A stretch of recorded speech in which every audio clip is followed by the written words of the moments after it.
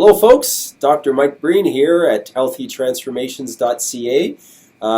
Just another video blog here about some information that is really important to understand as it relates to using food to drive healthfulness in your life. And the principle I'm going to talk about right now is called the glycemic index. The glycemic index has been around for quite a long time, developed in the 1970s at the University of Toronto, a Canadian phenomenon, which is quite interesting.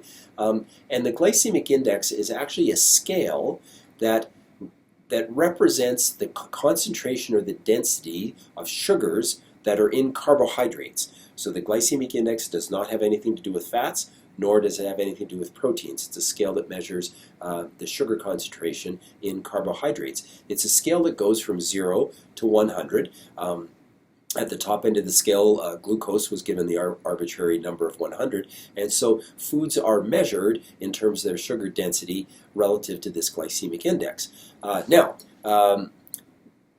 It's a very confusing thing. If you go to these glycemic index sites, and there's lots and lots of them, you can look up a particular food and it'll give you the number, the glycemic index, but it doesn't give you any kind of references to the types of foods that are categorized in the glycemic index. So let me do this really quickly. If you can imagine a ladder with a bunch of rungs, maybe 5 rungs, the bottom rung at the bottom of the glycemic index is the category of vegetables. And then the next rung up the ladder is the category of fruits. And then the next rung up is the category of legumes. The next rung up from that is the category of grains, and the next rung up from that is the category of starches. So generally speaking, there's overlap that exists between these groups to a certain extent, but for the most part, that's the orientation of the glycemic index. So the lowest foods on the glycemic index fit into the green leafy vegetables and other forms of vegetables, the non-starchy vegetables.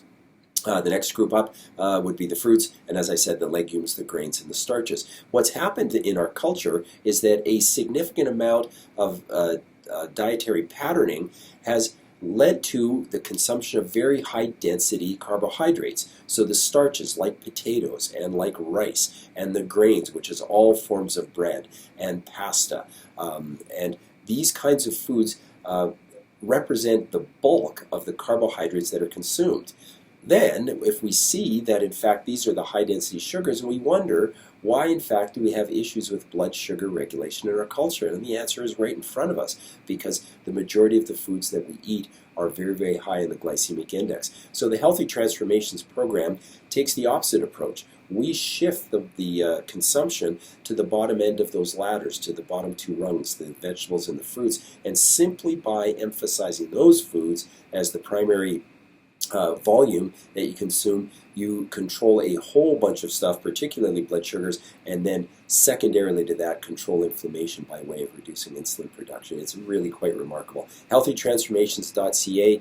Look us up. You might be interested in coming to the workshops if they're available, or reaching out to Christopher Lawrence or myself. We'd be happy to meet with you.